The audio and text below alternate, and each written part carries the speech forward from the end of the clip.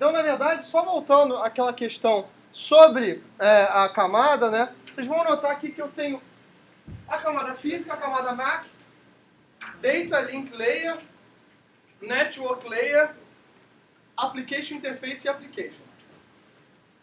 Se você contrapõe isso com a camada de rede, cadê a camada de transporte aqui? Não tem transporte, eu não estou falando de TCP e UDP. A minha camada a minha camada MAC é muito maior. É um sinal muito claro da dependência da aplicação do hardware. Se esse hardware é limitado e ele faz uma única tarefa específica, é diferente do seu computador,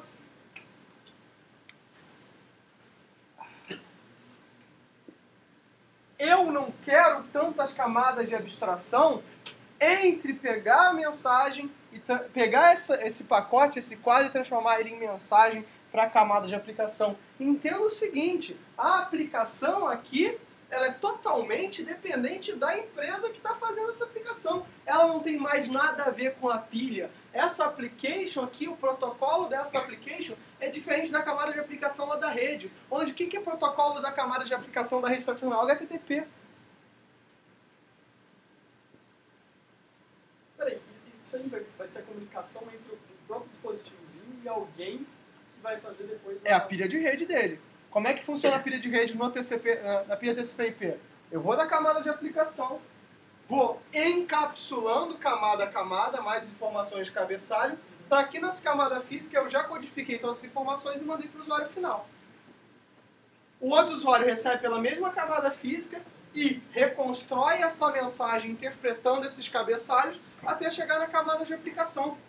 Por que eu faço isso aqui? Porque essa aplicação aqui, se essa internet é de coisas, mas que você interage, o protocolo da aplicação, se tiver no teu computador, vai ter que entender isso também. Essa pilha é mista. Essa pilha tem que se comunicar com a pilha da internet. E aí que entra o problema, se eu tenho que me comunicar com a pilha da internet, qual é o protocolo da camada de rede da internet tradicional? Como é que eu ponho uma pilha IP num dispositivo que tem 8K de RAM? Coloca mais fácil. Então eu ainda não entendi.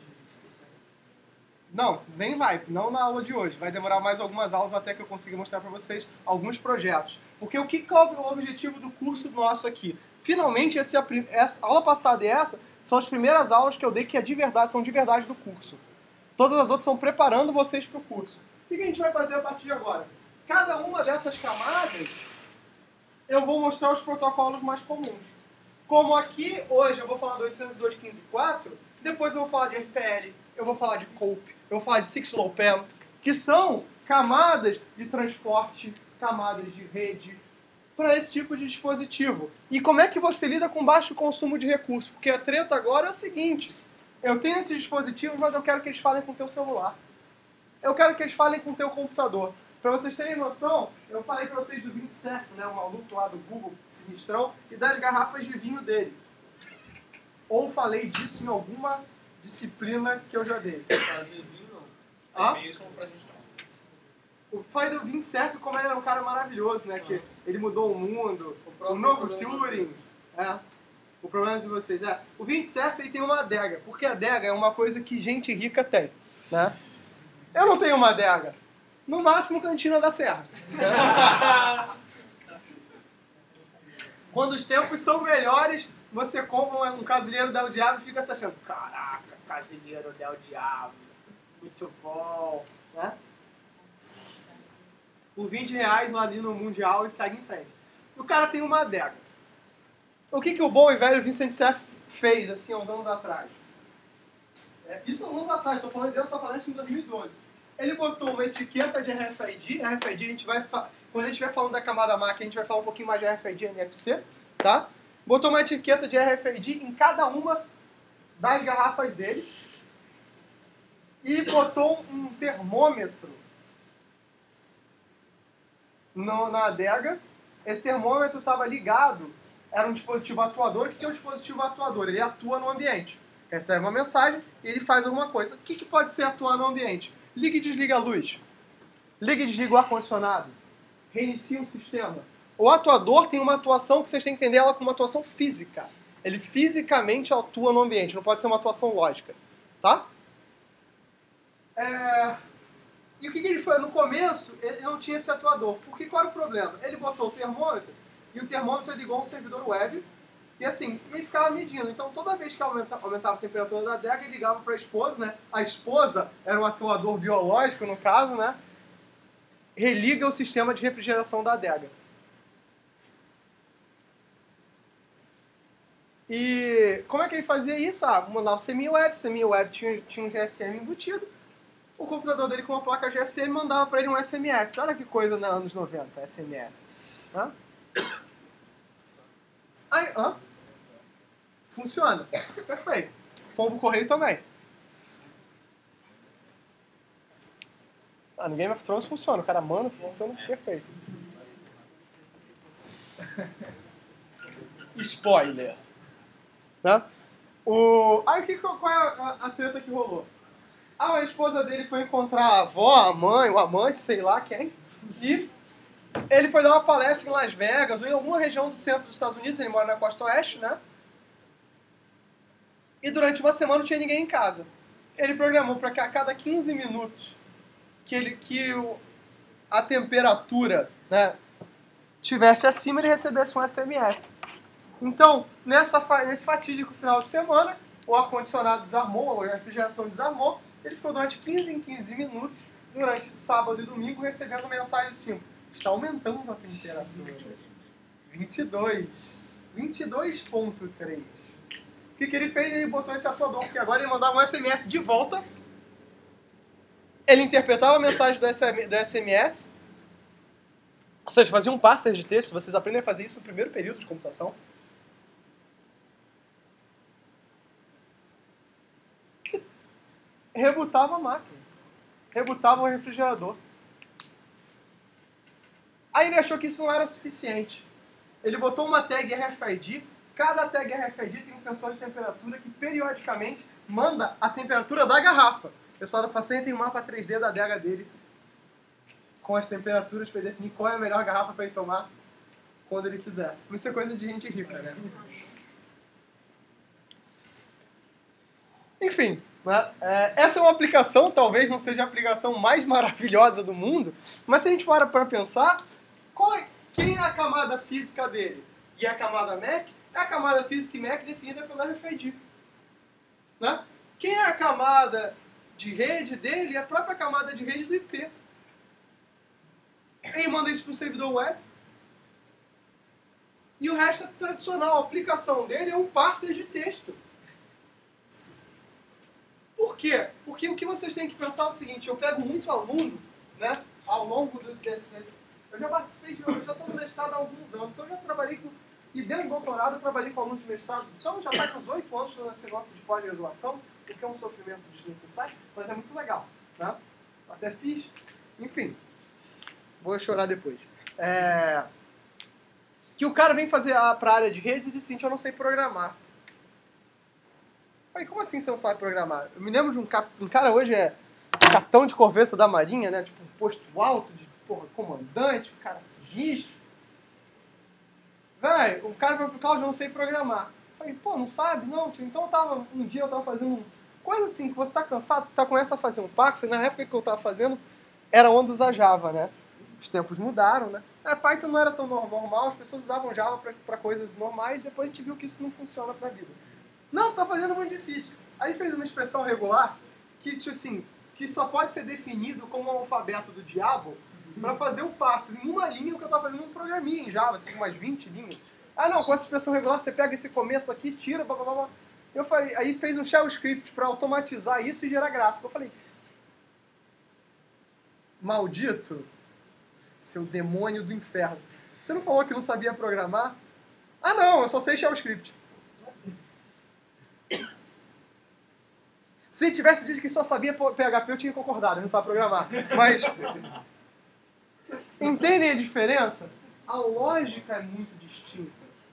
O que a aplicação pede nesse cenário de IoT é muito diferente do que a aplicação pede no cenário tradicional de web e desktop. Vocês aprenderam C em Comp 1, a maior parte de vocês. Aprenderam Java em Comp 2. Para quem é do VCMT, vocês aprenderam Python. Programação estruturada, orientada a objeto, que não necessariamente, para esse caso aqui, que o cara que é o evento do aumento da temperatura é a mais adequada. Eu sacaneio o PHP e JavaScript, mas JavaScript é muito mais adequada para esse cenário de IoT, porque ela é definida por evento, a linguagem é orientada a evento, do que propriamente C. Cláudio, o que você usa? C. Por quê? Porque o footprint é baixo. E porque eu não sou homem o suficiente para usar assembly. Porque eu deveria ser. Tá? Mas, né, aí você começa a entender como esse stack de rede é. E você começa a ver que esses cursos de teleprocessamento e de redes de computadores tradicionais, eles estão vendo uma estrutura de rede que não mais é a verdade absoluta. Todos vocês aqui, ou quase todos, estão nesse momento usando o Wi-Fi para ver o Facebook, né? Ou 3G, ou Pokémon GO. Né? E aí, nenhum de vocês está usando uma estrutura cabeada. Por que a gente aprende tanto estrutura cabeada? Porque tradicionalmente o mecanismo é o mesmo. E aí faz sentido do ponto de vista didático, mas do ponto de vista prático é diferente. E quando você migra para esse cenário onde a maior parte dos dispositivos está aqui, é pior ainda. Hoje, mais de 60% do tráfego da web é de dispositivos móveis, é do celular. E desse tráfego web hoje, que 60% vem de celular, mais de 30% é streaming. Ou seja, o Netflix é o maior combatedor de pirataria da história. Não tem nenhuma lei que tenha combatido a pirataria tão eficientemente quanto o Netflix. Por quê? Porque a preguiça vence a vontade de ver em Full HD. Se eu digo que você pode escrever Netflix, vai abrir, você vai ter o seu filme, você vai clicar, você vai ficar procurando o torrent certo para aquela parada? Não vai. E se eu dissesse para vocês o seguinte, HBO Go, para você ver só o Game of Thrones, tá 50 barão durante o período, durante os 3 ou 4 meses que passa Game of Thrones, vocês podem ter certeza, não sei, todo mundo é palavra forte, mas um monte de gente teria assinado. E essa mesma estrutura que a gente viu lá no livro do Kuroso não é a mesma estrutura.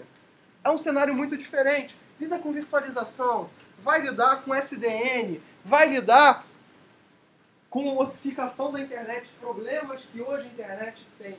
A minha internet, a internet que eu estudei e trabalhei, não é a internet que vocês vão trabalhar. O cenário das operadoras é completamente diferente. A gente está vendo se consegue marcar uma visita técnica. Lá naquele meetup de OpenStack, a gente conheceu o pessoal da Oi. E eu vou fazer agora uma visita, vou ver se eu consigo marcar para a gente fazer uma visita técnica lá no CPD da Oi para vocês verem como é que uma operadora funciona de verdade. Só que aí a gente esbarra em alguns outros problemas da universidade, tipo assim, vamos arranjar um ônibus, vamos arranjar uma van, né? E se esbarra num terceiro problema que é o seguinte, né? Eu mando a lista da turma, que tem 1 milhão de pessoas, ou os que ativamente vêm? Né? Mas esse é um problema para mais tarde. É só uma dúvida sobre aquela imagem ali. Diga. Como é que você lida com não haver uma camada de transporte? Assim? O que o DP faz? Essa pergunta é ótima, né? O que o DP faz? O DP vai dizer para você origem, destino, porta e um cabeçalho de garantia de integridade. Se eu estou dizendo que eu não estou te dando essas 4 funções, porta, origem, destino e integridade, é porque, talvez a porta não me importe. Porque como eu só vou ter um serviço, a rede vai ser dedicada, então, por definição, a porta já está lá. Origem e destino, eu estou fazendo essa origem e destino dentro da própria rede. Ou seja, através da camada de rede estou fazendo isso. Ou seja, ou estou jogando isso para aplicação se isso é um pouco mais complicado. E a integridade? Eu estou deixando para a camada MAC resolver. Ou seja, eu posso não ter, só torna a minha rede mais insegura e menos confiável. E esse é um problema que vocês vão ter em IoT, é o seguinte, a rede por definição é mais insegura. Ela é menos confiável. Ela é perturbada, porque ela não tem os mecanismos de controle que a camada de transporte traz. Mas o DP quase não traz mecanismos de controle. Quase não traz, mas experimenta não ter. É isso que eu falo para vocês. Experimenta ver como é que o roteador trabalha. E vocês vão entender que o drop de pacotes, que é aparentemente transparente para a gente, né? Que vocês só sentem quando tem o lag do LOLzinho, né? Do Dotinha, né? Ele na prática acontece numa escala muito maior. Quem aqui já experimentou isso? Você tá no streaming no Netflix, a qualidade baixa do nada e fica assim, ó, um cocô. Isso é muito comum na arquitetura da NET, porque a arquitetura dela usa uma tecnologia que o parser é limitado. Ou seja, a multiplexação estatística dela não é tão estatística assim. A Velox faz isso um pouco melhor. Porque na verdade a tecnologia de baixo, da camada 2 delas, é um pouco melhor nesse sentido. Só tá velha. Esse é o problema. Só que eles não vão trocar toda... É difícil, pessoal. Isso é muito caro. Isso é muito caro. O que acontece em países civilizados? Em países civilizados, a infraestrutura de comunicação é responsabilidade do Estado. Não, mas privatiza tudo! Tem certas coisas que não funcionam assim, galera. Primeiro, você tem uma guerra. A sua infraestrutura de comunicação é do Estado ou de uma empresa da Espanha, tipo a Telefônica? Ou de uma empresa italiana, tipo a TIM? Ou de uma empresa americana, tipo a Verizon, AT&T ou a T-Mobile? A T-Mobile nem americana é, acho que é canadense. Isso explicaria muita coisa. Enfim, né? De quem é essa infraestrutura? Por exemplo, olha que louco, pessoal. Pensem, se esse problema de telecom é um problema novo, você mas telecom não é essencial. Tudo bem, mas agora pensa em gás. A gente não tem um mapa de gás na cidade do Rio de Janeiro. A gente não tem um mapa da nossa bacia de água. Muito menos da elétrica. Assim, mais de uma vez, vocês podem... Pesquisem, googlem o seguinte, Light vai fazer a obra e fura cano de água e o bairro fica sem água durante 5 dias porque ninguém viu que tinha um cano de água. Meu amigo, como é que ninguém viu que tinha um cano de água? Como é que ninguém viu que tinha gás ali embaixo? Então, esse tipo de coisa vocês têm que ter um pouco de visão, não como, assim, caras técnicos, mas como pessoas que daqui a 10 anos vão estar tomando decisões. Decisões que são ditas gerenciais. Né? Gerenciais não a nível somente técnico, mas sociotécnico. O impacto que essa tecnologia causa na sociedade. Ou então, quando eu digo para você assim, que a gente está trabalhando num negócio que é muito legal, um projeto muito interessante, que é um aparelho ortodôntico, né? O que eu estava querendo trabalhar? Eu estava falando, inclusive, com uma amiga minha que é dentista agora, e ela me deu uma ideia que eu, não tinha. Qual era a ideia? Eu sei que quando você está com um dente pouco saudável, a composição química da tua boca muda e você pode alterar, dado que o seu aparelho é um aparelho que é um composto orgânico, ele pode mudar de cor, isso já é feito. Mas se você tem um sensorzinho no teu aparelho, esse sensorzinho no teu aparelho pode mandar uma mensagem para a web, fazer para o teu dentista, ele está com cárie, agenda uma visita para ele porque vai precisar. Só que o quão intrusivo é isso? Mas não é no teu benefício? Na cárie tudo bem, se fosse um câncer? Se fosse um AVC? Tá com um coágulo na cabeça, amigão. Seria legal você ir lá no médico, só avisando, né? Tipo... Pô, mas onde está o sensor? Essa é a grande questão. Tá na bolsa. Sensor biológico. A gente vai ver um pouco disso aqui no curso. Trabalhar com o que a gente chama de comunicação molecular. E aí, o nome disso é internet de bio-nanocoisas. É um trabalho dos infernos, mas é legal. E aí, mas isso é intrusivo? Isso é mais intrusivo do que era o Twitter? Mas eu deveria fazer? Não? Deixa o cara com câncer? Seleção natural.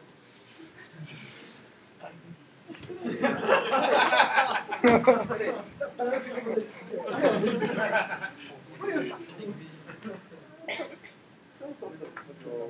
Eu só poderia agir dessa forma, só podia detectar, sei lá, a coisa, a substância que está fixando lá, tem câncer. Então, como isso poderia ser intrusivo? Como assim? É porque algo estaria lendo você, sabe? Sim.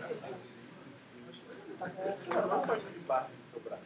Daqui a 20 anos... Não, sim, mas tem que ser. Porque eu não posso dizer, por exemplo, que ele tem câncer, ele está saudável, aí eu submeto ele a quimioterapia e de repente, não, agora ele tem câncer de verdade. Não dá, eu tenho que identificar a pessoa.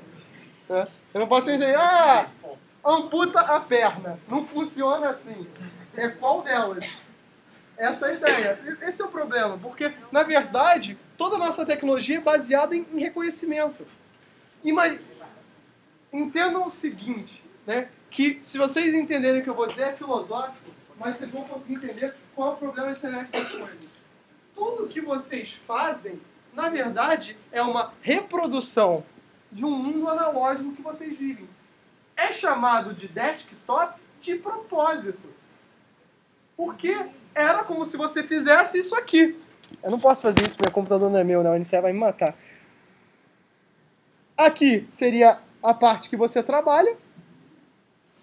Aqui no cantinho teria uma lixeirinha. É por isso que o Windows é assim. Ele é ruim? É. Funciona? Funciona. Né? Bem? Não sei. Será que tem alguma coisa melhor pra gente fazer?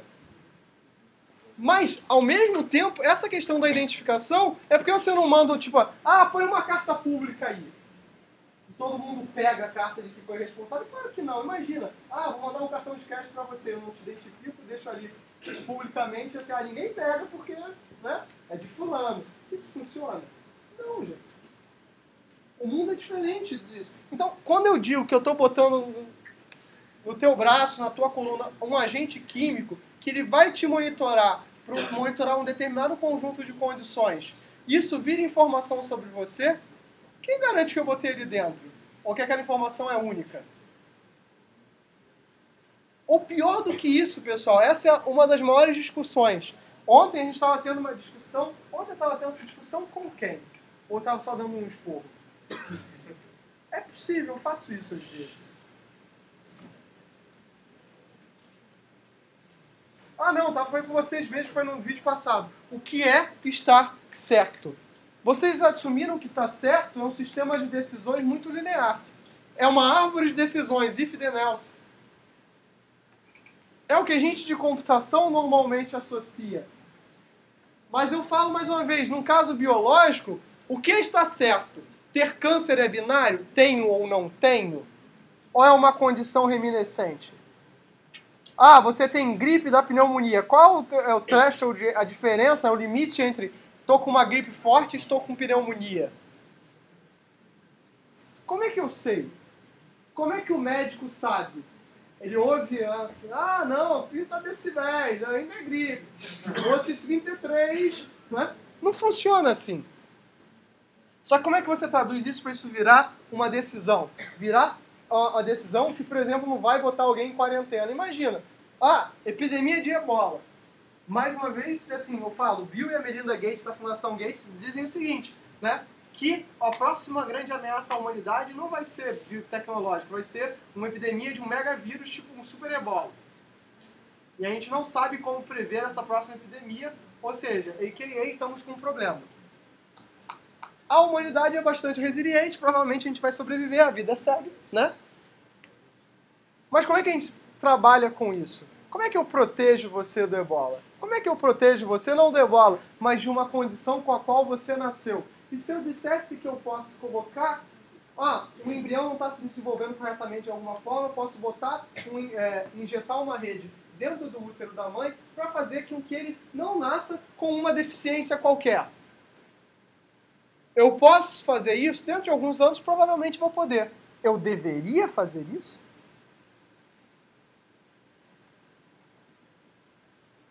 Essa pesquisa tem que ir para frente? Em computação tem, porque a gente não tem conceito de ética. Mas, no bom senso humano, isso deveria ir para frente? Por que eu faria isso? Né? Só que mais do que isso, mostra o seguinte, o nosso conceito do que é interface e o que é aplicação é muito distinto. Porque a nossa aplicação agora é biológica. A aplicação de um sensor tradicional é o ambiente. O input não é um teclado, não é um texto, não é um input que vem do teclado. É um som, é uma ação, é um dado de temperatura. O que é aplicação para esse cara? Cláudio, mas eu não sei usar Angular 5.5 AWSK. Né? Saiu uma revisão semana passada, eu estava começando a estudar, saiu outra essa semana. Dane-se. Beleza. Não é o mesmo tipo de programação, não é o mesmo tipo de desenvolvedor.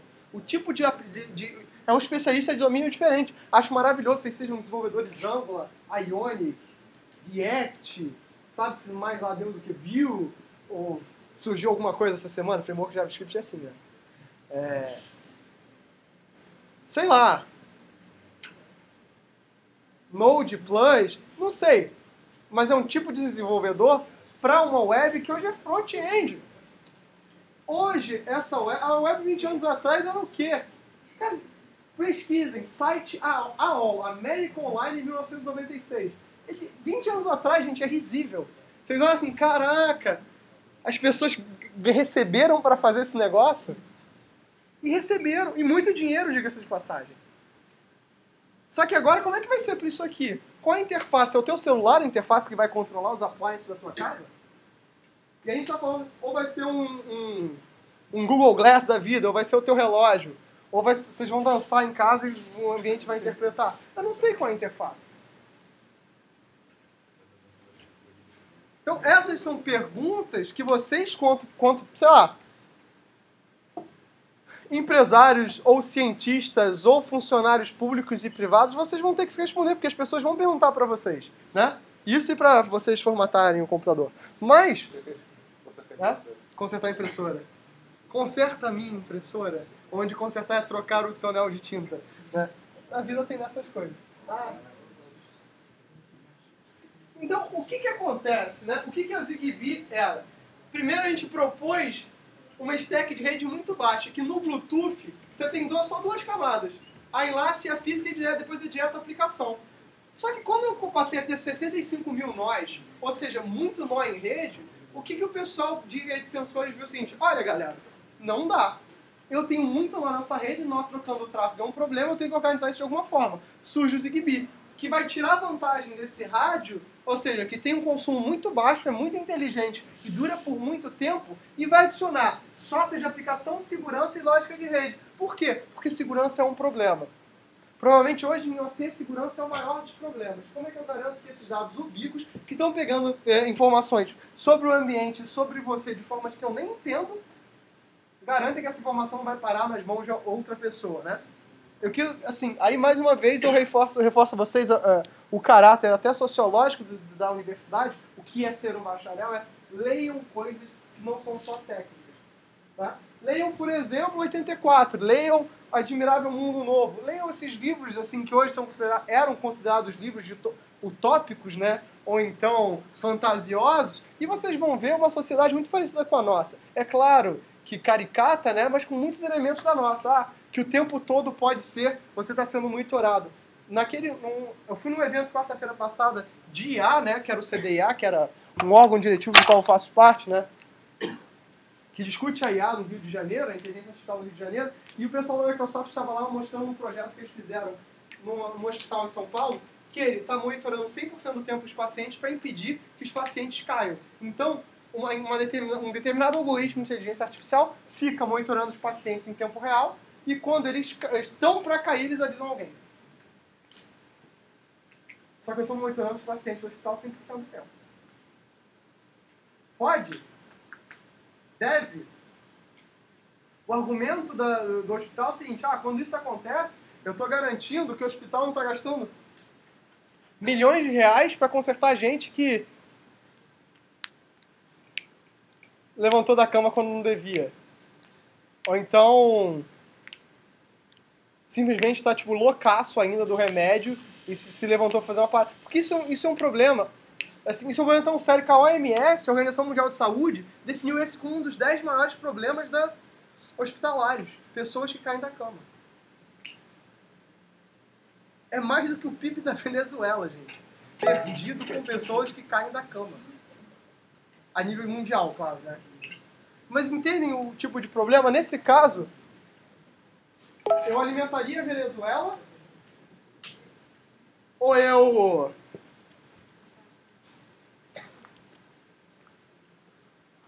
monitoraria as pessoas? São perguntas que vocês têm que se fazer. Tá? E mais do que isso, imagina que nesse hospital esteja o Donald Trump.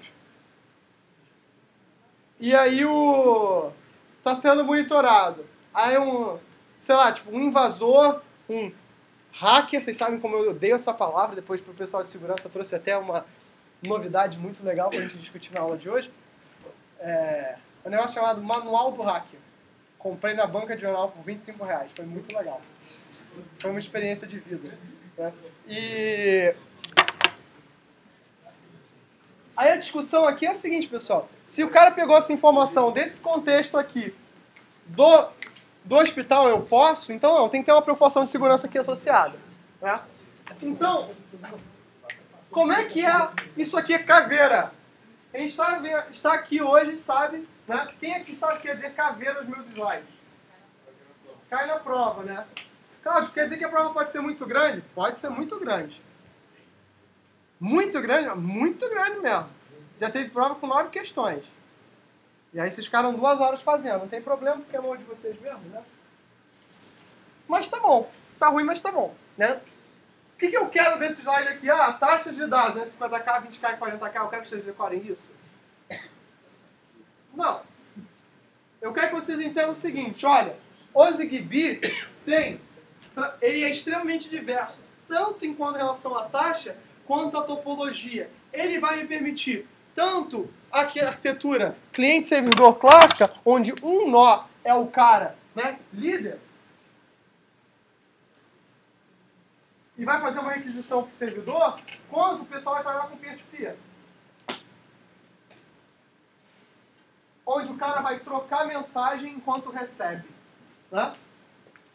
Ele vai ter suporte a dispositivos de baixa latência, ou seja, que precisam de informações de tempo real. Então, nessa rede diversa com 8K, além de tudo, tem que garantir QoS. Cláudio, como é que eu faço isso na minha rede tradicional não garanto QoS? Vire-se. Ele usa um protocolo CSMA-CA, Carrier Sense, ou seja, send to mail, multiple access, vários caras trocando dados ao mesmo tempo, collision avoidance, que evita colisão. O que isso quer dizer? A gente vai ver com mais detalhes à frente. O endereçamento dos dispositivos é dinâmico, ou seja, eu não tenho o mesmo endereço ao longo da minha vida toda, ele muda sequencialmente. O protocolo de transmissão é confiável, baseado em handshake. Pô, Cláudio, olha só, mas o handshake a gente viu lá no capítulo 1, que era uma responsabilidade do TCP. Aqui não tem transporte. Onde é que está esse handshake? A nível de rede. E tem que ter baixo consumo de energia. Pô, mas isso aqui é tipo aquele Cup Noodles, né? Que promete pra você um macarrão maneiríssimo e te entrega alguma outra coisa. O problema é justamente esse. Ele foi pensado para entregar muita coisa. Mas ele é tão desnecessariamente complexo que muitas das vezes o desempenho é pífio. Qual é a grande vantagem? Como as mensagens são muito pequenas, você consegue trabalhar um pouco melhor. Estou falando de uma taxa de 250k, pessoal. Para eu transportar alguma coisa de 250k, eu preciso de um pouco mais de inteligência. Tá? Ou seja, tudo isso que eu falei está aqui escrito com mais texto. Né? Cláudio, esse é um bom slide de texto? Não, esse é um slide que vocês vão ler mesmo. Ele é um protocolo simples. Quando a gente for explicar o passo a passo desse jogo, que é bastante simples. O canal de acesso vai utilizar um negócio chamado Optional Beacon Structure. Para quem sabe, viu Rede Sem Fio, Beacon é um pacote mágico. Que no final do curso de Rede Sem Fio dava umas 2 provas sobre responder o que diabos é um beacon. Né? Um beacon, a gente vai voltar... Tem prova final. A próxima prova final vai botar o que é um beacon. Vai ser legal. Né? O que é um beacon? Aqui é um protocolo, é um pacote, no primeiro momento, simplesmente de sincronização. Isso é um mantra. Você vai no seu banheiro e vai estar escrito beacon é um pacote de sincronização. O que eu achei incrível no período passado é que eu repetia isso, falava para você botar no teto, quando você vai dormir, você vai lá que beacon é um pacote de sincronização. Teve gente que respondeu tudo sobre beacon, menos que era um pacote de sincronização. E a vida é essa aí. Tá? Então, o que eu lanço aqui? A latência é selecionável pelos controladores, ou seja, o meu requisito de QoS muda ao longo do tempo. E vão ter 2 tipos de dispositivos, que eu chamo de FFD, Full Function Device, e o RFD, Reduced Function Device. O Full Function Device vai operar em 3 modos, como Device, propriamente dito, Coordinator e Pan Coordinator, que são esses 2 caras que vocês vão ter que se ligar. O RFD vai ser só device. E vocês vão ver o que isso significa. O FFD, ele funciona em qualquer topologia, ou seja, ele tem uma inteligência por trás. Ele trabalha com protocolo de loteamento. Ele pode atuar como um coordenador da rede. Ele é o cara que vai funcionar como o cara que diz quem vai trocar tráfego, né? Ele, nas tecnologias sem fio, ele assume o papel que a gente chama de access point. Todo mundo quer transmitir e chega nesse cara. Ele se comunica com qualquer outro dispositivo, incluindo com outros full function devices. O Reduced Function Device, ele funciona apenas numa topologia estrela. O que é uma topologia estrela? É uma topologia em que eu centralizo a comunicação. No vídeo não vai dar para ver, mas tem mais uma figurinha no slide à frente, né? Mas acho que vale a pena de falar. Eu centralizo a comunicação num FFD e o RFD só fala com FFD.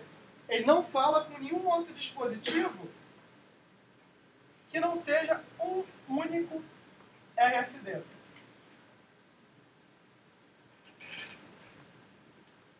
Esse dispositivo RFD, ele é o equivalente no Bluetooth ao que se chama de dispositivo escravo. Ou seja, o teu teclado, ele é um dispositivo escravo do teu computador. Ele não tem nenhuma capacidade de comunicação com outro dispositivo que não seja o seu computador. Inclusive, quem já viu o modelo da Logitech, que você pode colocar um tablet, o celular e o teclado fica mudando para quem está escrevendo. É muito legal, muito bacana. Que ele justamente faz o trabalho. Ele é um teclado que se assume como full function device para trocar comunicação dinamicamente. Isso é uma estratégia interessante, né? Ou seja, o full function device é o computador tradicional que vocês entendem. No Bluetooth ele seria o equivalente ao mestre.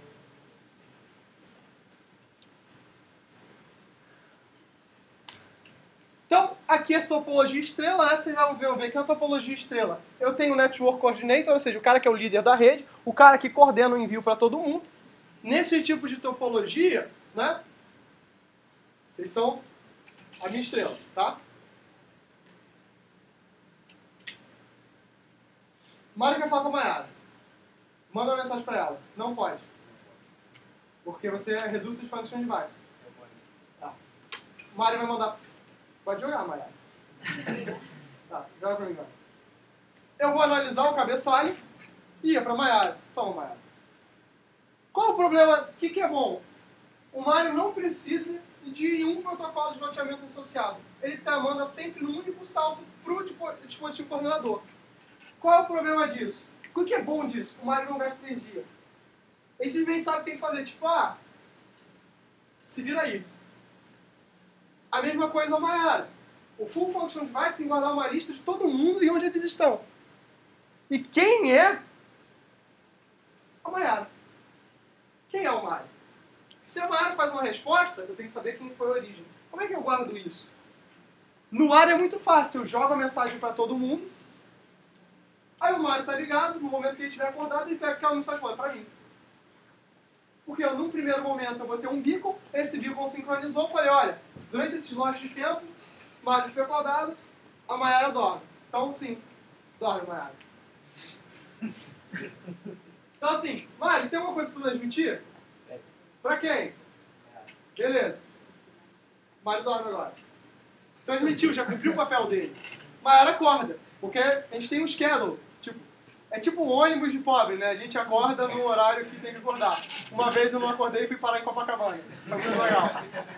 Relato da vida, eu morava no Rio Comprido e peguei o 473. Foi muito bacana, né? Horário de pico. Hã? Ou quase... Não, pico eu nunca acordo. Eu acordo, Walking Dead, né? Mas tudo bem.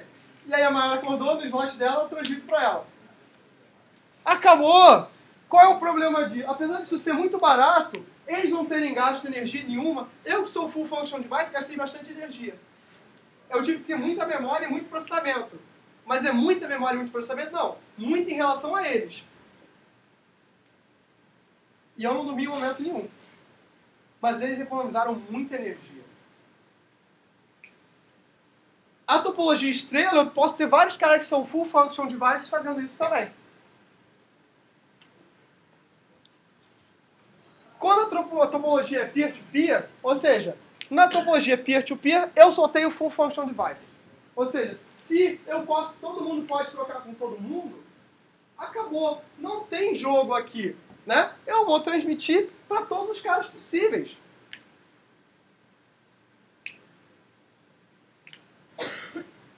E não dá mais treta.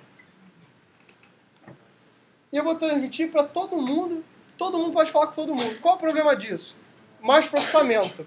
São dispositivos que têm mais necessidade de recursos. E, por fim, a topologia clusterizada, que é a que, na verdade, a gente está usando. Dentro da rede, você não vai ter só Reduced Function Devices ou Full Function Devices. Você vai ter caras que são os dois. Na prática, como é que a gente desenvolve isso? Né? Vocês vão ter uma API, vocês vão ter um sistema operacional para dispositivos de IoT, e tem vários na web, né? O dever de casa de hoje de vocês é buscar sistemas operacionais também, mesmo as 2 páginas lá. Tudo isso pra terça? Não! Gente, olha só. De terça para terça, de quinta para quinta, gostei. Uma ótima definição e sintetizou tudo. Tá? Buscar sistemas operacionais de IoT. Eu estou esquecendo bastante, mas aí agora já tem até um canal no YouTube. Hã? De quê? Pô, já é 7 de setembro? Então olha só, que bom vocês ganharam para outra terça.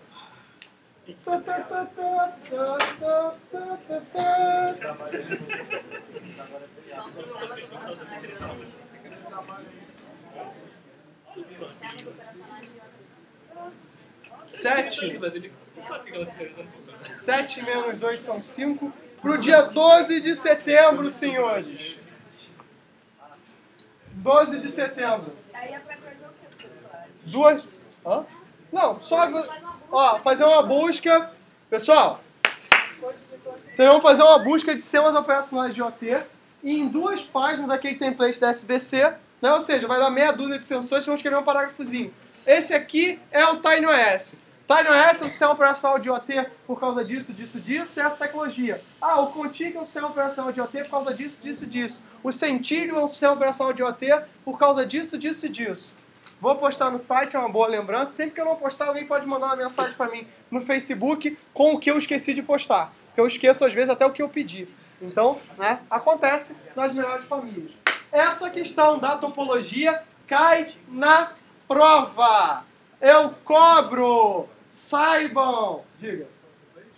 SBC, já está lá na página o template com o link para vocês baixarem.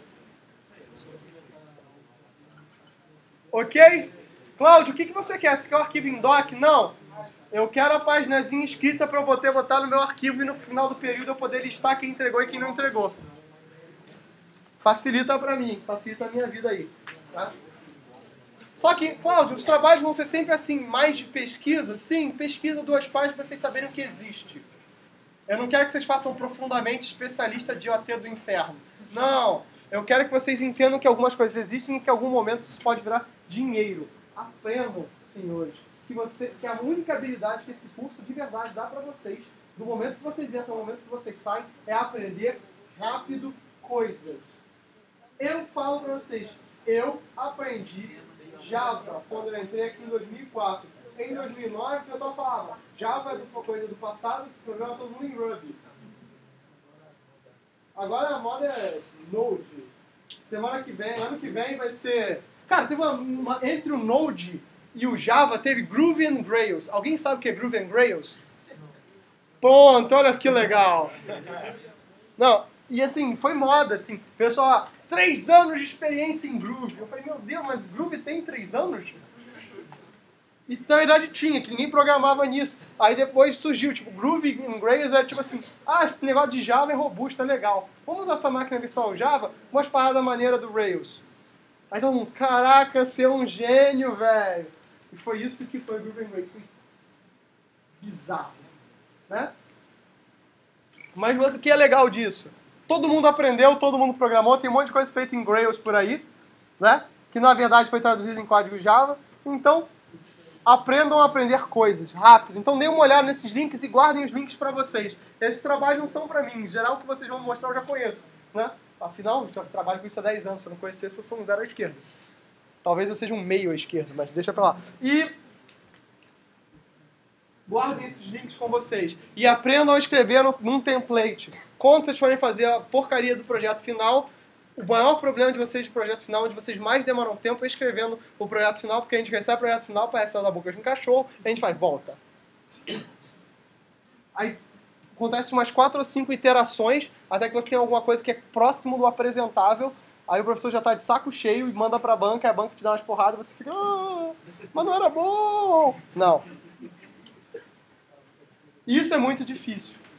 Tá? Aprendam sobre esses sistemas operacionais. Cada um deles, assim, Cláudio, mas pô, eu tenho um Reduced Function Device, um Full Function Device, e esse Full Function Device é um dispositivo separado? Não sempre. Não sempre. Muitas vezes o mesmo dispositivo atua com os dois papéis. Como é que eu escolhi isso a nível de software? Ou seja, minha bateria está acabando. Eu vou virar RFD, velho.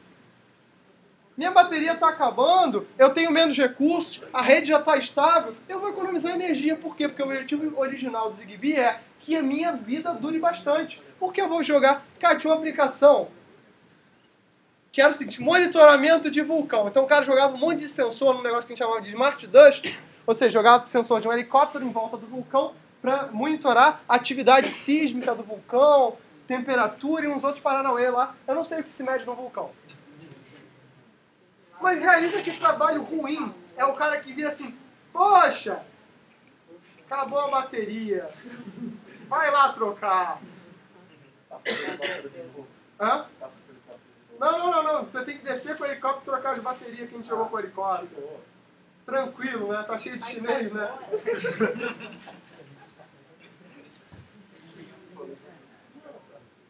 Então, um exemplo de rede é o seguinte, né? Você pode ter um controlador qualquer, pode ser o setup da sua TV.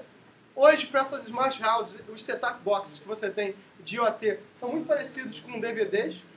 E eles vão estar controlando o maior conjunto de coisas. Então, o que muitos sistemas operacionais maiores fazem, tipo o IBM Watson e outras plataformas de IoT e de Big Data estão fazendo? Eles estão dizendo o seguinte, eu tenho uma plataforma genérica em que o seu produto se aloca e ele vira, e o meu controlador é único. Então o seu controlador pode ser, na verdade, um brinquedo da tua filha. Você pode ter uma balança, você pode ter, sei lá, um router, né? Você pode ter, sabe-se lá Deus o que é isso aqui. Você pode ter um interruptor. Imagina você poder controlar isso de um único ponto da tua casa, né? Ou você poder, por exemplo, imagina, quem aqui quando era criança tinha horário de dormir?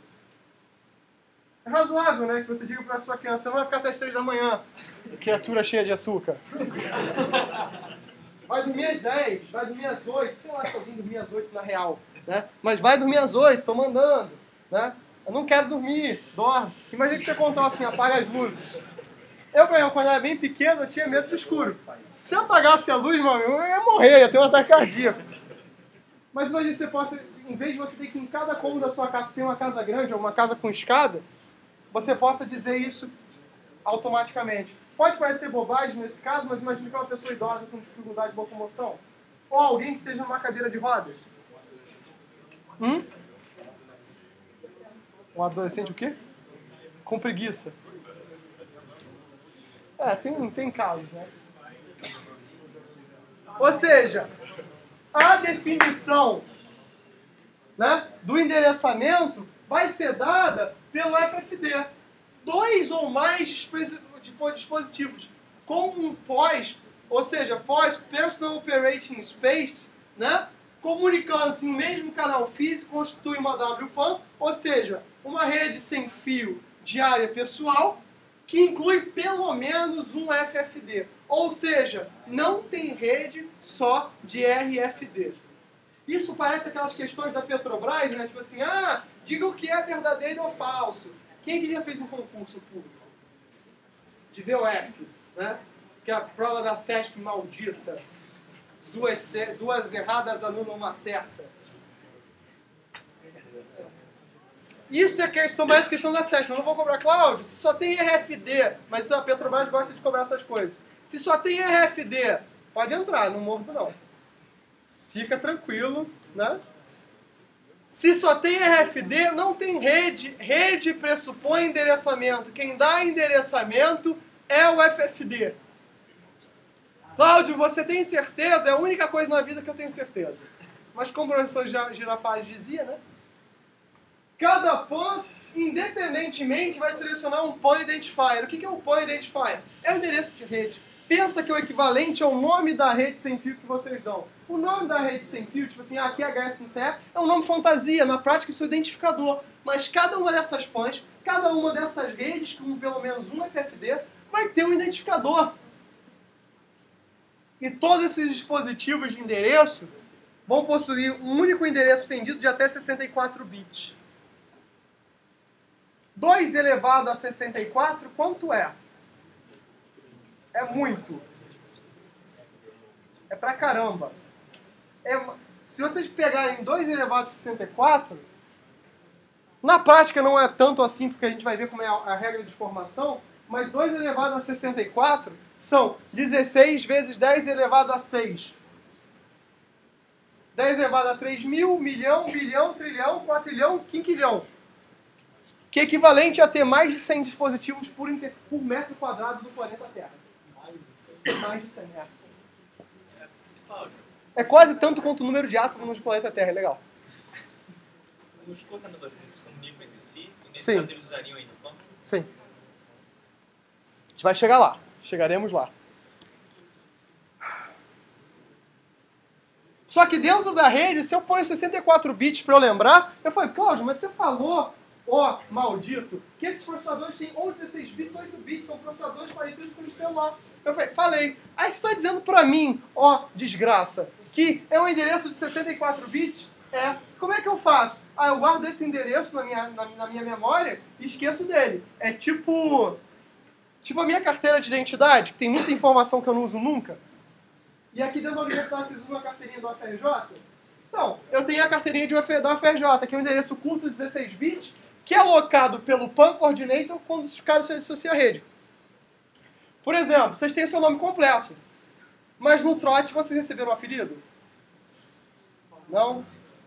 Essa geração de vocês é diferente da minha. Lupinha. Hã? Lupinha. Lupinha. Pior Splinter. Você queria trabalhar com isso. Você sabe um apelido. Eu chamei as tartarugas ninja do banheiro. Era um trote antigo aqui da computação. Legal foi no período seguinte, que tinha o outro Splinter, né? E eu respondi. O cara ficou olhando para o privado. Tipo, foi legal. Enfim, né? Coisas que só acontecem no trote. Mas hoje em dia não pode ter mais trote. Que já que tá gravando é muito errado.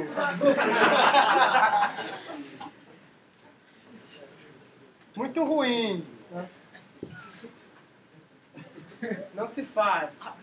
Então, como é que acaba sendo esse endereçamento, né? Esse endereço de 16 bits, ele é um apelido que você recebe. Um apelido só para dentro da rede. É como se eu dissesse para vocês, cada um de vocês tem um DRE, mas vocês têm um número de turma. Como é dado esse número de turma? É a ordem que vocês se inscreveram no sigla. Então vocês têm um número associado. Então se eu quisesse dizer sobre você nessa turma, só DRE mais esse número de turma. Aqui é o endereço da rede mais esse endereço de 16 bits. Por isso que não são tantos endereços identificáveis. Porque eu tenho muitas redes, mas essas redes têm poucos endereços. 16 bits são 65.536 dispositivos. Se você tirar o endereço de rede, o endereço de broadcast, que eu não vou entrar aqui no mérito do que é, são 65.634 dispositivos possíveis dentro de uma rede. Só que você pode ter 16 quinquilhões de redes com 65.534 dispositivos. Ou seja, na verdade, isso é 10 elevado a 80, que eu não sei nem definir o que é. Né? Eu não sei nem como é que se chamou, octalhão, sei lá, né? Jotalhão. Né? Na topologia estrela, eu vou ter isso, um endereço da rede e um endereço do identificador. No peer-to-peer, não faz diferença, porque todo mundo para mim é rede. Aí olha que louco, isso quer dizer o seguinte, que no peer-to-peer, o endereço que é da rede, não é da rede, é do FFD. O FFD que define quem é a rede. Por isso, quando eu digo que tem a estrela, Na verdade, esse primeiro pedaço aqui é o endereço do FFD para quem você vai mandar e o segundo pedaço é o endereço do RFD para quem você vai mandar. Na verdade, só tem um endereço de 64 bits. Olha que coisa inteligente. Ao invés de eu criar um monte de endereço da coisa toda, eu só fico atachando string. O NAT é mais zoado. O NAT tem umas discussões de sofrimento a mais. Vocês são de uma época que VoIP passa por NAT normal, né? No começo, quando o VoIP surgiu, as portas do protocolo SIP eram dinâmicas. Cara, mapear aquilo no NAT era a minha definição pessoal de sofrimento. Porque você não sabia, você tiveram que criar vários tipos de servidores, TAN, ICD, só para tentar mapear NAT e VoIP simultaneamente, porque o pessoal bloqueava no firewall. Aí o NAT dizia, não, mas troquei de porta. Ou então você bloqueava no firewall e liberava as portas originais. Quando você vai usar NAT, o NAT muda o IP e a porta. Eventualmente a gente resolveu esse problema, demorou uns 5 anos, foi muito legal. 5 anos só? Se foi 5 anos pra gente resolver o problema e 5 anos de análise meu. Gastou 5 anos ou tem 5 anos? Na verdade são as duas coisas. Se eu tô falando de 2007, a gente só resolveu isso bem por volta de 2011, 2012. Aí as soluções ficaram sólidas. Vocês podem ver que a partir de 2012, o Skype e as outras tecnologias VoIP começam a fazer sentido. Mas se vocês forem parar para ver aqui dentro, tenta usar a chamada de vídeo e de voz do WhatsApp dentro da NCE.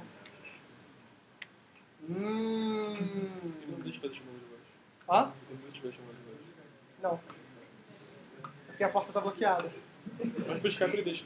Sim, porque a porta é outra. É 65.139. 5.139 pro Skype e do WhatsApp eu não lembro mais. E isso porque o Skype também salta de porta às vezes, então é legal. O Skype faz umas malandragens. O WhatsApp é bem... Pessoal, o WhatsApp é um software que um aluno de segundo período com tempo livre poderia ter feito. Mas é justamente por isso que ele é maravilhoso. Ele é muito fácil de fazer. Ele é muito direto, ele simplesmente mostra pra você o que você queria fazer. E melhor do que isso, ele é tipo o MSN. Então, pra quem é coroa, né, usou o MSN, o WhatsApp faz o mesmo negócio. Aí quando você vai pro Telegram, o Telegram já começa a ter chatbot, tem os negócios de balanço, né? Isso já é muito pra gente. Tá? Na arquitetura de árvore, né, dessa cluster, você na verdade vai ter que ter os dois tipos de endereço. A camada... Que horas são, pessoal?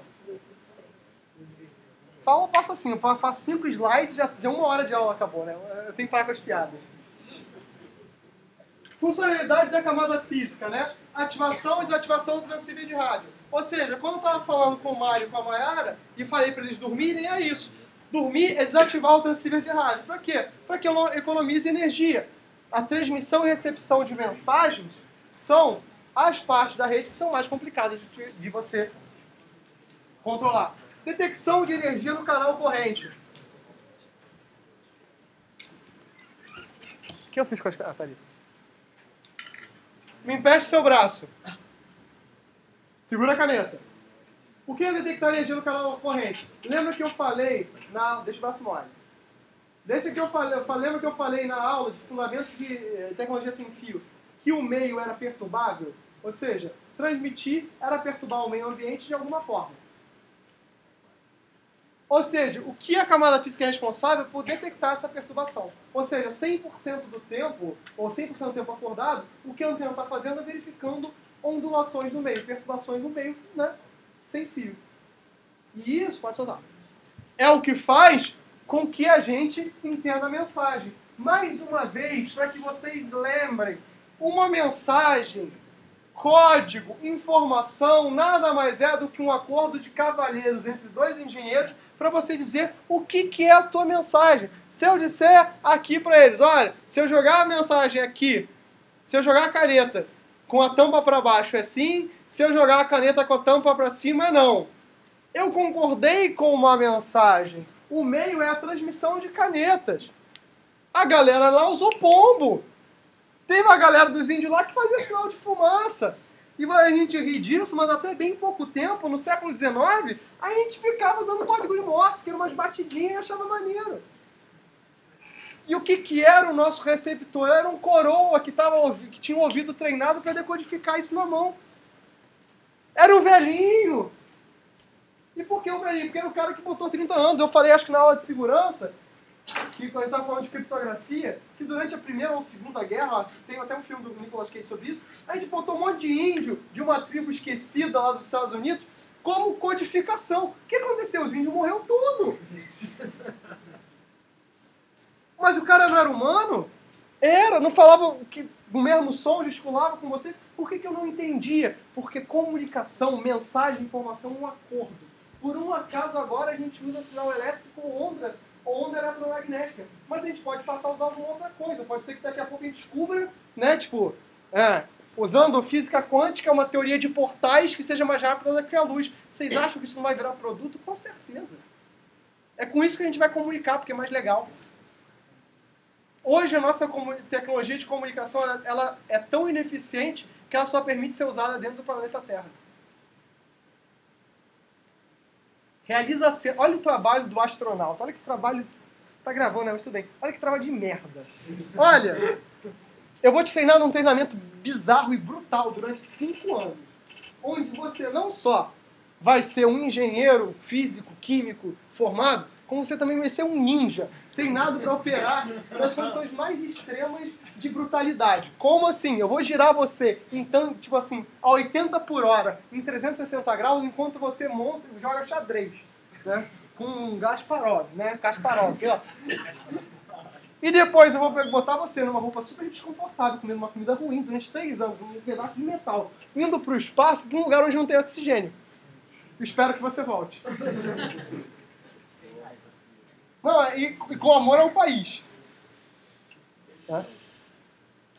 É claro que o cara voltou, uns voltam falando de Alien, mas meu amigo vai voltar falando de Chapeuzinho Vermelho, de unicórnio. Pô, é brutal. E esses caras não têm nenhuma comunicação com o planeta Terra. Ou quando tem, é com algumas horas de antecedência, de atraso. Algumas horas. E eu já reclamo do lag que tem no joguinho. Algumas horas de atraso vem a comunicação desses caras. Ou seja, olha, acho que tem um problema, explodiu. A gente só vai saber dos desastres anos depois. Né? Se é que não teve mais missões, por exemplo, a Lua, que deram errado. Né? Primeiro de tudo, né, tirar... Imagina a engenharia absurda para você tirar um objeto a uma velocidade de 20 km por segundo do planeta Terra e botar na Lua. E depois vai voltar de volta. Torcer para que vai dar tudo certo. E que não tenha nenhum erro. Vocês codificariam esse software? Você botaria sua mãe numa nave espacial? Não. Essa é a pergunta sempre, entendeu? Será que a nossa engenharia de software sobreviveu é boa o suficiente para garantir isso, vocês se sentirem seguros? Agora vai! Essa nave espacial. Ou então a nave do Elon Musk, assim, vamos tirar férias em Marte, vai ser bom, vai ser bacana. Vai ser sim, vai ser muito legal. Né? Ao mesmo tempo, a camada física, a antena, tem que verificar o seguinte, esse e-mail tá bom? Esse e-mail funciona? Esse e-mail é um e-mail que tem pouca interferência? Aí vocês vão lembrar para mim, quem fez o trabalho de interferência? O que causa interferência no meio sem fio? Objetos físicos. Objetos físicos, o que mais? Outro aparelho perto. Outro aparelho perto, ou seja, emissão de onda em uma frequência mais alta, uma potência mais alta. O que mais? Aparelhos elétricos. Água, aparelhos elétricos, porque na verdade é a mesma coisa. Então a água, ela absorve sal de onda e deforma ele. Aparelhos elétricos emitem onda, eles em vez de dissiparem só calor, eles dissipam calor e ondas eletromagnéticas. O que mais? Você pode ter um ator malicioso. Um ator malicioso, ou seja, um atacante qualquer. O que mais pode interferir? O nome desse ataque é ataque de jamming. Inclusive, é um dos ataques mais comuns quando você quer cagar direcionamento de drone. Tanto que os drones, hoje em dia, eles são feitos... Os primeiros drones, eles eram só enviados via satélite, né? Ou seja, eles transmitiam em tempo real o direcionamento, as instruções que o drone tinha que seguir. O que acontecia? Um pessoal, né? Tudo gente boa, né? Essa galera, né? A galera ocupada, que tem muito o que fazer. Começou a jamear os drones para drone cair. Né? Porque quando a Amazon falou que ia começar a fazer entrega via drone. Vocês acham que gente malandra só tem no Brasil? Não. Tem umas galera bizarras. Fora os caras que atiravam em drone, né? É sério, gente. Um dos primeiros experimentos da Amazon, eles reportaram que dos maiores gastos que eles tinham é de drone que as pessoas atiravam, assim, ah, um OVNI, pá! É isso, assim, tipo assim, principalmente, assim, interior, assim, assim, se vocês acham que o interior do Brasil é bizarro, o interior do Brasil tem assim, o pessoal não tem conhecimento de tecnologia, né, tipo assim, cara, a gente do Brasil é muito gente boa. Lá o pessoal dos Estados Unidos não, o pessoal realmente não tem. Enquanto aqui, talvez, a gente não tenha esse acesso à tecnologia, lá o pessoal não quer ter. Então, a galera foi lá e atirou. E a gente costuma dizer assim, esse exemplo de modernidade que é os Estados Unidos, as costas são maravilhosas, o centro ali é muito bizarro. Tem umas paradas muito loucas acontecendo ali dentro. Então, realiza a cena. Ou então o pessoal que realmente queria derrubar o drone para pegar a carga. Então, esse experimento é meio bizarro mesmo. Imagina, ou então assim, como é que você rouba um carro autônomo? O Uber você pediu assim, essa questão de carro como serviço, né? Você pediu uma aplicação, é um exemplo de aplicação de OT. Mas de onde é que vem as instruções do carro? Via 4G? Da TIM? Da Oi? Do Nextel? Do meu? Que acabou a franquia? E aí, faz o quê? Não, o meu não acabou a franquia ainda porque foi no dia 20, mas é possível. Imagina o seguinte, né? Realiza a cena, pessoal. Você chamou o carro autônomo pelo aplicativo do Google é o carro da vida. Chegou na tua casa, você mandou um mapa para ele, um mapa offline para ele calcular. E essa é uma opção, o cara calcular um mapa offline. Porque se for em tempo real, ele está usando o teu 4G, imagina que acabou a franquia. O que você faz? Para no meio do caminho e o Google diz, obrigado? Não, gente, porque fora isso, quem é que carrega o carro autônomo? Porque no carro do Uber com motorista, o cara do Uber vê assim, acabou a bateria. Né? Onde a bateria é gasolina, gás, o que é que seja. E no carro autônomo? Ele vai pra onde? Ele se desliga, fica no meio da rua, ele fica lixo eletrônico. O carro é biodegradável, em 2 dias acabou. Gente, porque essas são coisas que vocês têm que se realiza a cena, né? Assim, todo mundo tá falando quão maravilhoso é o drone entrega, o carro leva. Mas quem é que faz isso? Pane seca, galera. Imagina assim, e a gente tá brincando, carro, e se for um caminhão? Ele perde o freio na serra, e aí? Mas tem indicador de bateria. Tem, mas e aí? E se você tá no... Para no meio da serra. Eu vou ter que... Isso é uma... Aí no porcento. Ele avisou com 5% no meio da serra. Onde é que ele vai recarregar? Com E. Aí entra a galera assim, não é que a infraestrutura que a gente tem de cidade hoje não precisa mudar para absorver essas coisas?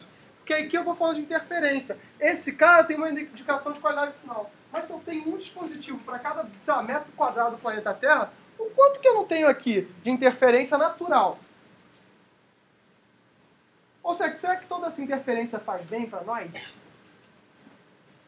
Então, aí surgem soluções, né, pessoal? Porque o que, na verdade, hoje, finalmente, eu começo a entender que um cara da Itália, né, falou pra mim há uns meses atrás, e eu tava achando que ele era um velho maluco, ainda acho, mas não por isso, que a gente não sabe nada de IoT ainda. A gente não sabe como é que vai ser essa coisa massiva. Todos os nossos experimentos têm, tipo, 100 mil nós, 200 mil nós, mapeando uma cidade, mapeando Valência, uma cidade é ótima. É linda, né? Mas, pô, cidade com, sei lá, tipo, top 10 da qualidade de vida do planeta. Pô, mapear ali pra quê? Eu quero ver você mapear a Cari, meu amigo. Eu quero ver você mapear Campo Grande. Eu quero ver você mapear o Barra Music. Isso que eu quero ver. Aí eu quero ver você solucionar o problema.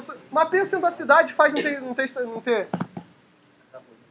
acabar com o trânsito. Esses são problemas bizarros, a gente não sabe o que a gente está mapeando, porque a escala ainda não é grande. Primeiro, porque a gente não sabe lidar com Big Data. Segundo, eu não sei processar esses dados. Terceiro, eu não sei lidar com interferência. Como é que eu seleciono esse canal de frequência? A gente mostrou lá que eu podia ficar saltando, ou podia saltar com uma determinada ordem pré-definida, né, com uma função, ou um salto sequencial, mas isso talvez não seja bom o suficiente. E esse canal físico talvez não esteja preparado, né? Ou seja, eu estou funcionando ali na faixa de 2.4 GHz, que é a faixa que todo mundo está funcionando.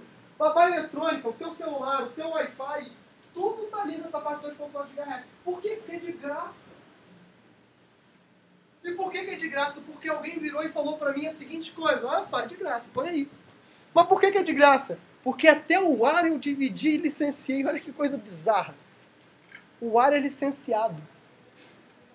Você paga para usar qualquer faixa de frequência diferente da de 800 e 2.4. Anatel. Por isso que tem tanto rádio pirata também, tá vendo? Exatamente. Mas a ideia é justamente essa.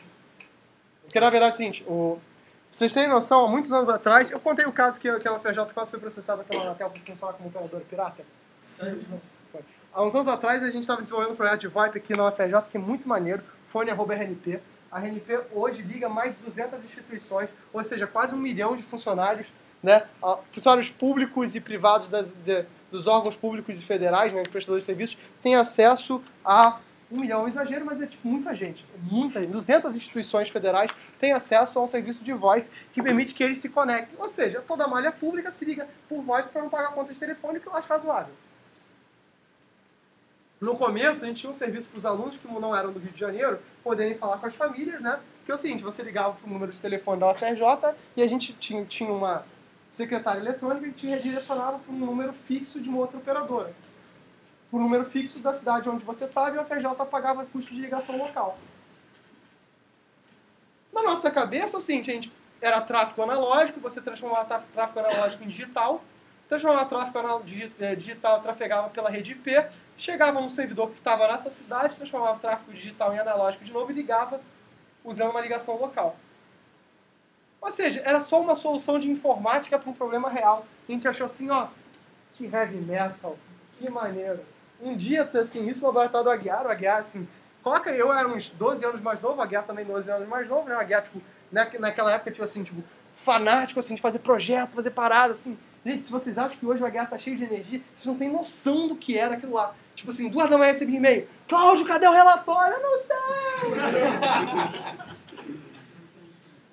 Reprovado. Não, ele era o melhor, ele era o chefe mais tranquilo do mundo. Tudo bem. Agora experimenta ir mal numa disciplina dele pra ver como você levava um esporro. Você sabe que o Aguiar vai tirar um esporro quando a gente olha por cima do óculos. Ele para assim e fala assim. Ele olhou por cima do óculos, você sabe que você vai receber um esporro imerecido, né? Em geral vai ser um esporro, mas ele só te dá esporro por disciplina. Porque ele é professor daquele tipo. Ele nasceu para ser professor. Ele é só professor. É o que ele gosta de fazer, tá? Então, como chefe, assim, a gente produziu muita coisa porque o projeto era muito legal, deu pra gente várias oportunidades. Inclusive, um dos caras do projeto hoje tem uma empresa de VoIP, que é a Can Tecnologia, que é o Thiago Maluf. Eu vim ser professor, né? E um outro cara tá na Microsoft Research. Ou seja, todo mundo mais ou menos caiu por causa de pesquisa por causa desse projeto, né? Só que aí bate a Anatel aqui no UFRJ, o HR recebe um ofício da reitoria, que a UFRJ, se não desligasse o operador ilegal, seria processada. Aí que a gente vai descobrir que dentro da legislação, dentro das rebimbocas da parafuseta, a UFRJ não poderia fazer fixo para fixo. Tinha que fazer softphone, ou seja, um software que emulasse o telefone para telefone fixo. Aí estava tranquilo. Nossa. Aí podia, aí estava de boas, né? Isso é muito bizarro, mas tudo bem, bacana. Porque senão estaria fazendo papel de operadora. O mesmo caso aqui. Alguém definiu que essa faixa de frequência aqui era, tipo, ilegal de ser usada e você não pode licenciar um produto com selinho da Anatel se você tiver fora dessa faixa de frequência, senão você tem que pagar um custo. Aí você não tem um produto licenciado. Mas para que diabos eu quero um produto não licenciado? Um exemplo prático, assim, você viajou para fora do país, trouxe um produto. Se tem um selinho da Anatel, a Receita Federal vai dizer, você não comprou lá fora, né? Comprou aqui no Brasil. Se você não tem esse selo, a Receita vira você recibo, por favor. Né? E aí você vai ser cobrado. Né? Eu já ouvi falar de alguns... Eu conheci pessoas, né? Não vou citar o nome dessas pessoas, que compraram, né, computadores, né, fora do país. Aí, malandrão, isso aí, cheguei no Brasil, não paguei o imposto. Olha como eu sou malandro. Aí chegou numa outra vez, viajou de novo para fora do Brasil, apresentar artigo, foi com o computador comprado para fora. Aí no que voltou, o cara, mas esse computador aqui não é brasileiro, cadê esse? E nem tá aqui no registro da Receita que ele entrou da outra vez. Se ele já nasceu, como é que ele entrou? Pam, pam, pam. E eu não sei se vocês sabem, mas a polícia tem uma coisa chamada fé pública. a opinião da polícia vale mais do que a sua. É como se todo o Brasil dissesse, você é policial, com certeza fala a verdade. Aí o cara olhou assim, o que queria dizer?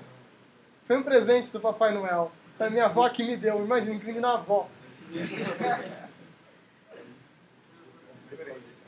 Então, hã?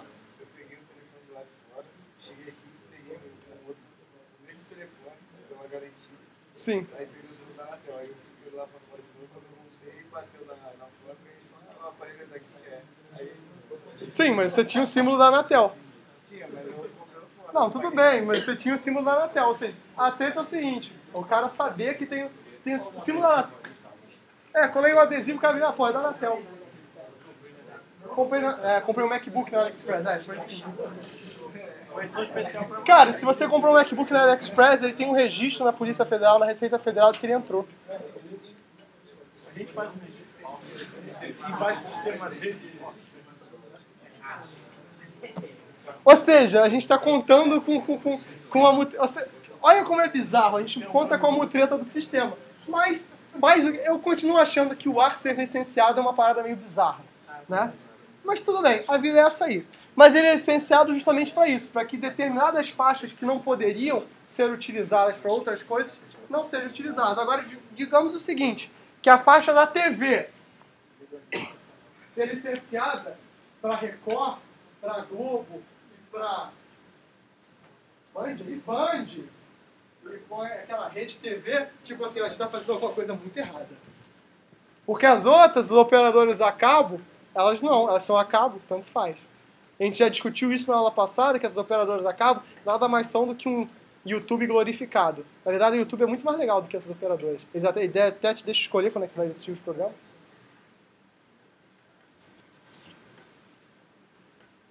Então o padrão vai botar com duas camadas físicas, né? Ou na faixa 868 ou nas 2450. E aqui é o cabeçalho do pacote. Quem aqui nunca viu um cabeçalho de pacote antes? Nunca foi numa disciplina que mostrou um cabeçalho de pacote? Pode levantar o braço, eu não vou morder vocês. Tá? Você já viu. Eu vou te jogar um sapato e levantar essa mão aí. Você já viu? Né? Como é que é um cabeçalho de pacote na prática?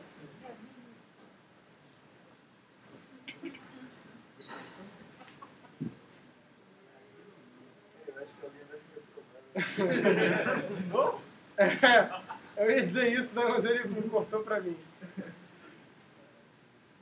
E ainda te dei a segunda chance, né? Não vale nada, né? Vou tentar agora em OT, quem sabe? Não, calma aí, você vai tentar pra rede sem fio a segunda chance de OT, calma aí. Vai que. Gente, eu acho que eu vou ser um pouco de vodka, não de café. Vamos lá.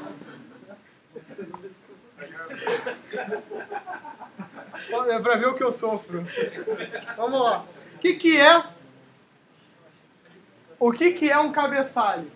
É uma sequência de bits. Ou seja, 4 octetos é 4 conjuntos de 8 bits. 4 conjuntos de 0 a 1. Então o que eu faço quando eu tenho um cabeçalho? Imagine que toda mensagem é um string, ou seja, é uma grande linha de texto. Eu sei que os 32 primeiros bits são o preâmbulo. Eu vou pegar, cortar e analisar esse preâmbulo, de acordo com o conjunto de regras que cada preâmbulo tem. Ou seja, isso nada mais é do que fazer parse de texto. Inclusive, o roteador da Cisco, Cisco é a maior empresa hoje de material de rede, né, de material de infraestrutura de rede, permite que você faça isso com Python, usando substring. Ou seja, se você tem uma própria função necessária dentro do teu roteador, você consegue, através de uma API da Cisco, fazer uma rotina própria para a sua rede. Usando o Python que vocês aprenderam em quê? Em Comp 1. Ou seja, todo esse software de rede do planeta, não importa o quão bizarro ele diga para você que ele é, nada mais é do que um grande parser safado. É isso. Claro, um parser com um for, galera. É ridículo. Se vocês forem pegar, tem um software muito maneiro, o Wireshark, né? Vou botar aqui para vocês baixarem, não vou pisar no celular de ninguém. Vou tentar. O Wireshark, ele é um analisador de tráfego. O que o Wireshark faz? Pega esse conjunto de bits que está na placa de rede, ou seja, uma interface de rede, inclusive tem para Android, vocês podem baixar. Tá? É muito legal você estar aqui na aula de rede analisando o tráfego dos seus amiguinhos aqui, usando o Wireshark no seu Android. Não é legal, não. Não é legal. Não, é interessante. É criptografado uma parte das vezes. Fica a dica. Enfim, né? Esse preâmbulo é um pedaço de sincronização, ou seja, esses 32 bits eu sei que vai ter informação de temporização ali, para que todo mundo deve ter mais ou menos igual. Aí eu tenho um delimitador. O que é esse delimitador? Galera, acabou o preâmbulo e vai começar a informação útil. Como é que é esse delimitador? 1100, E como é que eu escolhi esse delimitador? Pode ter esse delimitador na camada física? Pode, mas eu garanto o seguinte, que no preâmbulo de sincronização em nenhum momento isso vai acontecer. Ou seja, while 8 bits consecutivos, note isso aqui, preâmbulo, executa a rotina do preâmbulo. Gente, olha só. A mesma coisa que vocês viram lá no Comp1. É porque isso é ridículo. Por que isso é ridículo? Porque o roteador é burro. O pessoal não gosta de dizer isso, porque o roteador da Cisco é muito inteligente, paguei $60 mil pelo roteador da Cisco, que é maravilhoso o roteador da... Não! Ele faz um parser safado. Por quê? Porque só assim que essa porcaria funciona. É um parser de bits. Um pouquinho mais de código para lá, um pouquinho mais de código para cá, mas qualquer um de vocês consegue fazer um parser. Se vocês buscarem na web, galera, distribuição Linux de roteador, vai ter um montão de distribuição.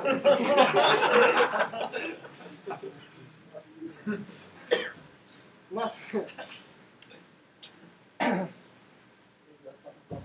Eu ia falar, tipo... Ia falar o meu verbo de intensidade favorito. E aí, o cabeçalho da camada física, que ele tem o tamanho do cabeçalho, um tamanho de 7 bits, com 2 elevado a 7, quantos números eu posso representar? 128, ou seja, pode ter no máximo 128. E um bit de reserva. Por que a gente dá esse bit de reserva? Para funções que a gente não sabe, ou se em algum momento eu quiser aumentar o meu cabeçalho, tiver alguma função extra. Né? Então, em geral, os cabeçalhos, vocês vão ver em vários protocolos de rede, que alguns campos são reservados para uso futuro, ou reservado para o futuro, ou não sei lá o que. É justamente o seguinte, olha, fazer de 8 em 8 é mais fácil, eu não encontrei função para o oitavo, então eu digo que ele está reservado. Esse também é um dos motivos. Né? Por quê? Porque os processadores eles são sempre produtos de 8. Né? 8 bits, 16 bits, 32, 64. E a camada física tem seu 128 bytes. 128 bytes, se eu processo a 250K, quanto tempo eu demoro? Vamos arredondar? 125 para 250? Divide por 1000, 1 milésimo, 0,5 milésimos de segundo para transmitir um pacote completo em uma rede de sensores. Como eu tenho vários endereços, é muito tranquilo, é muito pouco. Isso aqui, né, tipo assim, especificação do rádio, se tiver alguém que goste muito de eletrônica, a especificação é de menos 85 decibéis a menos 91 decibéis, a sensibilidade do receptor, né, indica a qualidade do link, a medição de energia e faz estimativa de sinal. E ele faz um negócio chamado o seguinte, Clear Channel Assessment, ou CCA, é a caveira. Quem já fez rede sem fio, o que é o CCA? Não me envergonhem. Vamos lá, quem fez rede sem fio, o que é o CCA? No 802.11, serve para quê? É uma especificação de sinal física para garantir que o meio está sendo especificado. Meio ponto, Leonardo. Lembra de rede sem fio.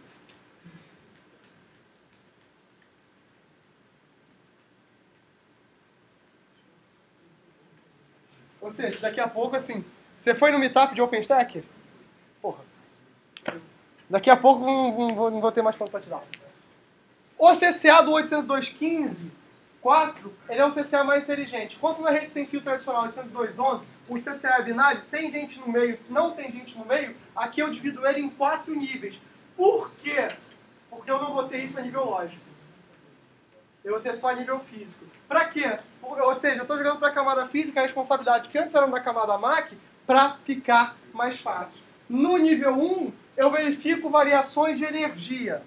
No nível 2, eu estou simplesmente fazendo a média dessas variações. No nível 3, eu estou pegando, na verdade, desvios padrões da média, né? E o DMA de detecção é de 10 decibéis. Por que 10 decibéis? Porque, se vocês lembrarem lá de decibéis, que está lá no capítulo que é da aula lá de especificações do rádio, vocês vão saber que o decibel ele é uma grandeza não linear, é uma grandeza exponencial. Ou seja, 10 decibéis significa bastante coisa.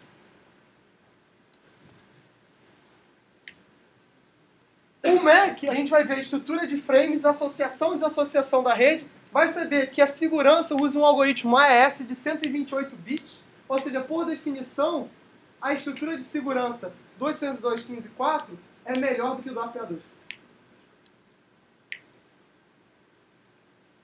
No padrão, o WPA2 que a gente usa para trocar os nossos dados de cartão de crédito é menos seguro que o 802.15.4 que eu ponho, sei lá, para ligar a minha torradeira, fazenda, meu tênis. Né? Por que isso? Porque pode ser que isso esteja no marca-passo de alguém. E aí o protocolo é genérico. Canal de acesso, vai usar acesso MSA, a gente vai ver o que isso quer dizer. E o MEC a gente vai ter um Guaranteed Time Slot. O que isso quer dizer também? Guaranteed Time Slot, a ideia é a seguinte. Né? O Eduardo, digamos, tem muitas coisas para dizer. Só que, qual o tamanho máximo de um pacote? 128 bits. 128 bits, imagina o seguinte. O Eduardo é um RFD, um Reduced Function Device. Ele quer falar com a Jéssica que está do lado dele, que também é um Reduced Function Device, porque eles estão muito cansados. O que eles vão fazer? Vão usar o Full Function Device para falar. Só que o Eduardo, apesar de estar muito cansado, ou seja, está com baixo limiar de bateria, ele tem muita coisa para transmitir. O que ele vai fazer? Ele vai pedir um GTS, um Guaranteed Time Slot, diz o seguinte: eu não quero transmitir um pacote, eu preciso de um período de tempo para transmitir informação. Então, eu, como FFD, garanto para ele esse período de tempo, e porque por algum motivo dei uma prioridade para ele, porque ele está na primeira fileira, por exemplo, e ele vai transmitir um bando de informação junto. Isso é uma forma do seguinte, de eu dizer o seguinte, olha, de eu lembrar que assim, de eu contornar o problema de eu ter uma baixa taxa de dados. Porque se eu tenho uma baixa taxa de dados, mas eu garanto muito tempo para você transmitir, eu não vou passar só informação pequena. Eu posso trocar. Isso é usado muito num tipo de tecnologia chamada Wireless Multimedia Sensor Systems. Quando você está sensoriando, por exemplo, imagina a seguinte situação. Estou sensoriando um incêndio. Não sei se é um incêndio, eu tiro uma foto e mando. São sensores que têm câmeras embutidas. Precisa ser tempo real essa imagem?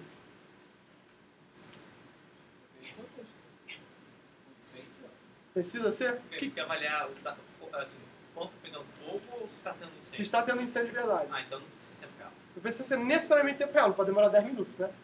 Ah, sim. Mas não precisa ser necessariamente tempo real. O que a gente chama de tempo real? Que esteja dentro de um intervalo de 400 milissegundos. Por quê? Porque é um intervalo em que o ser humano consegue processar informações. Isso é ser tempo real. Tanto que é um intervalo que a gente usa, por exemplo, para Netflix, para mídia, para áudio, né? Isso é ser tempo real. Isso é treta, pessoal. Porque 400 milissegundos parece... Pô, que é 400 milissegundos? Leva 400 milissegundos dentro da rede, principalmente se você tem uma rede que erra muito, tipo a rede sem fio, acaba sendo muita coisa. Vocês passam por isso hoje em dia, pleno 2017. Imagina vocês estarem assim, falando com alguém, fazendo um trabalho via Skype Conference, e de vez em quando você está falando, o cara não está ouvindo. Tirei férias, viajei com a minha esposa para Lima. Aí a gente comprou o ingresso de um show que ia ter lá, a gente comprou uns 3 ou 4 ingressos juntos. Aí o site assim, uma coisa, se vocês algum dia quiserem morar em Lima, sejam desenvolvedores de página, porque lá eles são horríveis, né? E aí a gente comprou os ingressos, deu uma zica lá na página na época, né? Na hora, cortesia da NET, né? Obrigado, NET. E a gente, comprou, apareceu pra gente que tinha comprado, mas não chegou o e-mail de confirmação. A gente entrou na conta da minha esposa pra ver se os ingressos estavam lá, não estavam. E aí, mesmo, mandou um e-mail pros caras lá. No dia seguinte, nada de mandar e-mail, de responder e-mail. Aí mandamos de novo, nada de responder e-mail. No terceiro dia veio um e-mail, ó, ligue para tal número. Brasil, Peru. Vou gastar mais de telefone do que eu vou gastar no ingresso, mas beleza. O que o Cláudio fez? Só malandro. Manjo dos Paranauê da rede. Liguei meu telefone VoIP, liguei via Skype, porque eu tinha um crédito Skype lá perdido, né, pelos universos, e liguei para eles. Agora realiza. De noite, ligando via Skype, com a mulher falando espanhol, falando portunhol. Deu certinho. Foi bom o negócio.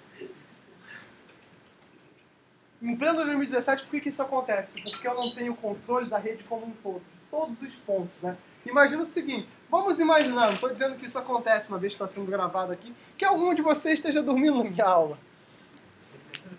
E eu mando um protocolo de roteamento de jogar canetas, né? Porque eu gosto de canetas, né? Se eu puder jogar uma caneta para todo mundo, só tenho duas, né? Então não vou ficar jogando as canetas assim.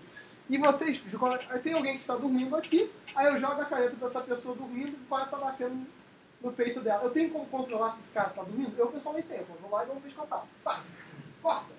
Né? Inclusive tinha um professor de cálculo numérico aqui que dava chute nos alunos. Né? Estava o pé. Chamava a gente de vagabundo, era muito divertido. Mas isso era uma outra época. Eram outros anos.